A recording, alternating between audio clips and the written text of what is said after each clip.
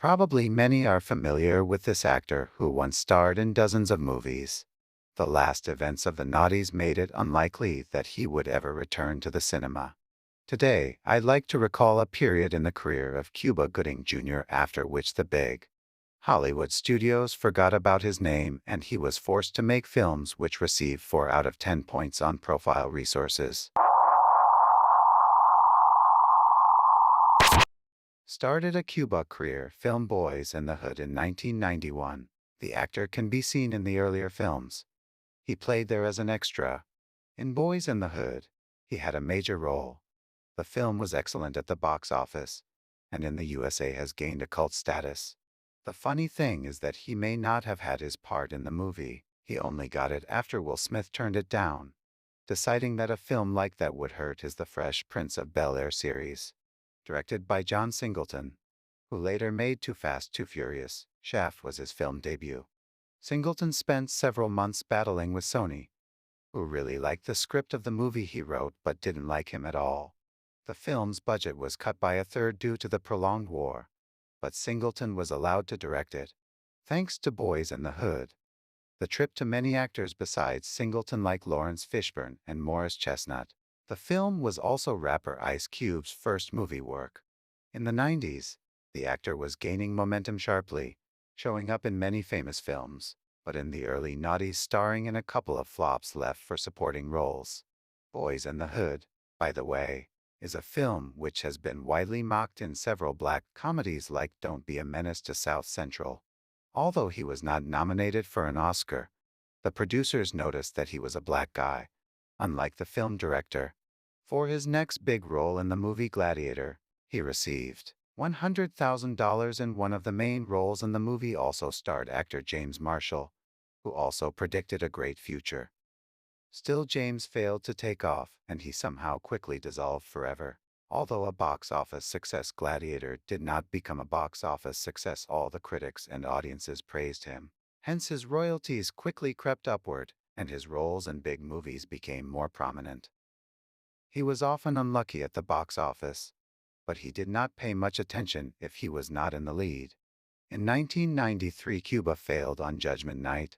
The production was very problematic, and when it finally made it to the cinemas, nobody wanted it. Judgment Night and Freejack derailed the career of Emilio Estevez, who, like his brother Charlie Sheen, was making good progress in the late 80s and then also went downhill in the mid-90s. But the failure did not affect Cuba's career, and his fees continued to grow. The actor again failed with his next movie, Lightning Jack. But for this movie he was punished by Paul Hogan's Crocodile Dundee. Truth, for the next movie Gooding asked a little less money, and this time he was lucky. Outbreak by Wolfgang Petersen was good at the box office, though no credit should be given for its success. The Epidemic finally hit the big time, in which Cuba starred with Tom Cruise. Jerry Maguire did great in theaters. To get into the movie, Cuba did a great job at the auditions to annoy director Cameron Crowe with his ideas, which in the end, he could not stand and signed him. He beat Jamie Foxx at the audition. Jerry Maguire made $273 million at the box office on a budget of $50 million. Cuba won an Oscar award for Best Supporting Actor for its participation. After that, Cuba's life became like a fairy tale. For his part in What Dreams May Come, he was compared to Denzel Washington. It was the most successful period of Cuba's career, and he picked his roles quite cleverly. He often received handsome fees for supporting roles, and because the failure of the same What Dreams May Come did not hit him. In turn, the success of the comedy As Good as It Gets added to his bonuses. The alarming bell rang in 1998 when he, along with Tom Berenger, signed on to A Murder of Crows. The film was so bad that Warner refused to show it in theaters, and it went straight to video.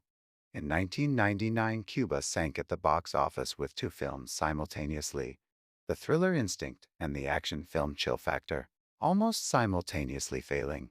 For Instinct, Cuba received the biggest fee for himself, $2.5 million. The main role in it was played by Anthony Hopkins, so the film's failure is not particularly affected by Gooding. But The Chill Factor is a very interesting movie starring Cuba Gooding and Skeet Ulrich. After the 1996 film Scream Ulrich, many critics praised them, and he quickly began to receive roles in projects. After Chill Factor, Ulrich received a blow to his career from which he had no chance to leave. The actor was instantly in the films, coming out directly on the video. But the Chill Factor is interesting because of its budget. He had as much as $70 million, is $10 million more than leaving in the same year Matrix. Collected the movie studio Morgan Creek in the late 80s and early 90s. The studio has participated in creating many big hits. Still, in the late 90s, the company suffered several failures. One of them was Soldier with Kurt Russell, and that's when the studio, which was struggling financially, decided to make a movie, and they chose Hugh Johnson.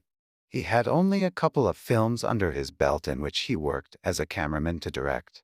The studio signed Cuba Gooding and Skeet Ulrich for starring roles in this film. How much do the guys get for the Chill Factor? But since the film does not look like even $30 million, probably got a lot. But Morgan Creek, in the early noughties, often began to cooperate with other studio franchise pictures. It was also involved in Battlefield Earth and the Art of War production. Saved Cuba Men of Honor and the ability of the actor to play supporting roles. Men of Honor did not make big box office receipts but appealed to critics and audiences. Following Men of Honor, it snuck into Pearl Harbor by Michael Bay, where Cuba shot some Japanese. Once again, viewers began to praise and notice our protagonist. If he'd stayed in the background, maybe his career would have been different, but everybody wants to go up a level and be like Denzel Washington someday. In the early 90s, Cuba himself decided he was a big actor, and he could carry a Hollywood movie on his shoulders to success. His first attempt in this field was the successful comedy project Snow Dogs. Its budget of $30 million at the worldwide box office has collected $115 million. At this point, the actor decided that he had great comedic talent, and he started signing up for all sorts of comedies without paying much attention to their scripts. The main thing was to keep his royalties growing. At this point, perhaps what should have happened with this approach to business? These films began to fail. First went Down Boat Trip for the actor's role and received a nomination for the Golden Raspberry. And it was followed by an even bigger crack and with a bigger budget failed black comedy, The Fighting Temptations. Cuba then signed on for a major role in the action movie Endgame. But the film was so substandard that the studio decided not to tempt fate and the $20 million project and went straight to video.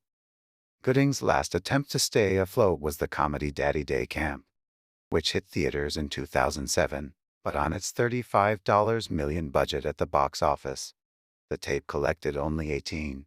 From 2003 to 2007, it turned out that Cuba failed with 7 films in a row.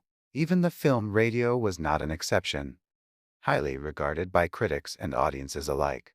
Seeing that the actor is not popular for his roles in movies designed for release in cinemas, Cuba was no longer offered the best he could hope for. This third role is in films like The Butler and Machete Kills. Since 2010, the actor has starred only in movies like Sacrifice, Ticking Clock, and The Hit List. Judging by their reviews, they are around the same quality as many new Nicolas Cage films. All of these films are released straight to video. Cuba may not have had a chance to be where it is now. Not all actors are lucky enough to move into major roles, and not all get involved with suspicious movies that pay too much.